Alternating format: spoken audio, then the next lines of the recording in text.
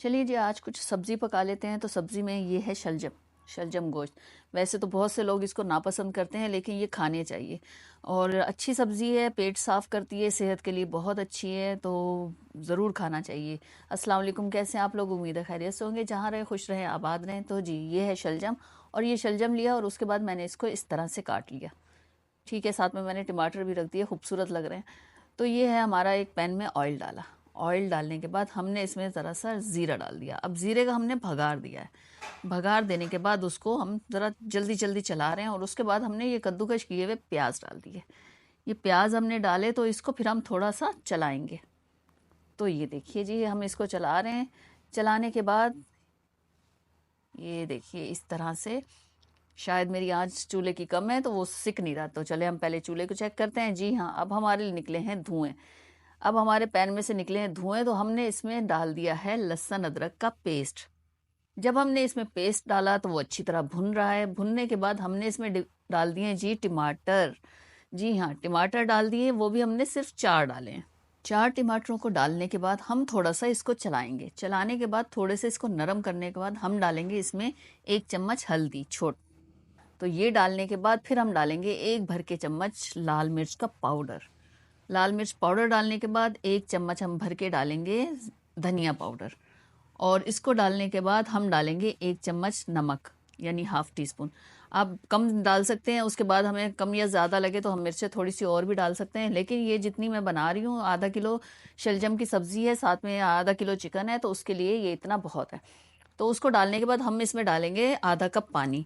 आधा कप पानी डालने के बाद हम इसको पैन में थोड़ा चलाएंगे। चलाने के बाद हम इसको ढक के रख देंगे थोड़ी देर के लिए, ताकि ये हमारा जो टमाटर है या मसाला है ये ज़रा से सॉफ्ट हो जाए। जी हाँ, वो मैंने काटे थे शलजम, उसको मैंने एक पतीली में डाला धो के, और उसको इसको बॉईल करने के लिए। बॉईल इसलिए करेंगे, इसमें एक हल्की सी कड़वाहट सी होती है, या आप क्या कहना चाहते हैं, इसको क्या कहते हैं मुझे नहीं मालूम, लेकिन थोड़ी सी इसमें कड़वाहट होती है, वो निकल जाए। वैसे लोग इसलिए पसंद नहीं करते, इसका जो है जायका थोड़ा कड़वा कड़वा सा होता है। तो आप इस तरह से अगर बनाएंगे तो आपको ये बहुत पसंद आएगा। तो आप मेरी रेसिपी ज़रूर ट्राई कीजिएगा। आपको ये शलजम चिकन बहुत पसंद आएगा। चिकन में पकाइए, बच्चे भी जो है वो तंग नहीं करेंगे, वो भी खा लेंगे। वो बोटी खा लेंगे और हम मसाले के साथ शलजम खा लेंगे।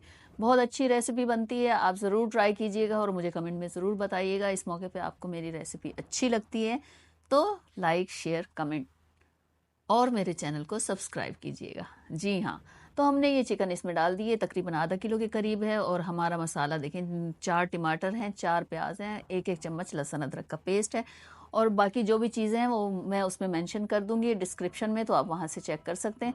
तो देखिए हमारा मसाला देखिए कितना अच्छा सा भुन रहा है। भुनने के बाद हम इसमें डालेंगे बॉयल किए हुए शलजम।